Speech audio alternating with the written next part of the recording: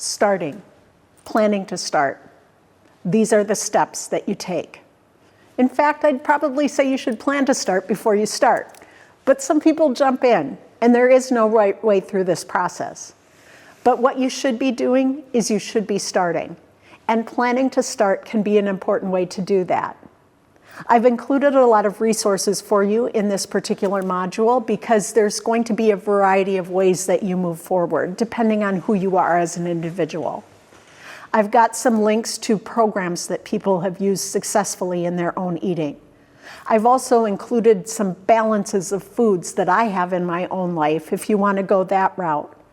The thing is that I was not going to recreate the wheel in coming up with new programs and things that have already been created by others.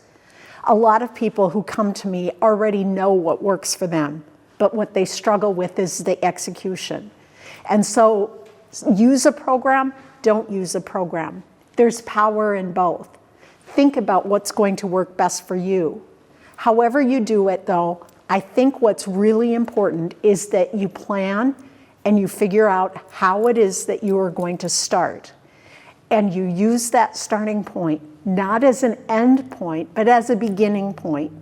And if you don't like something that's going on or you feel like you're failing around something, you can change. This is a fluid process.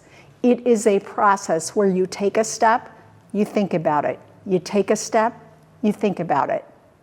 And as you get ready to make this, you think about what it is that's going to lead you to be successful.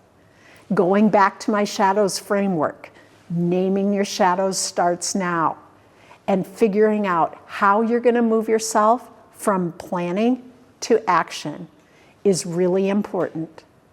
And within that, the most important thing of all is that you start somewhere. Once you start, you can determine the next step. And that is finding your power.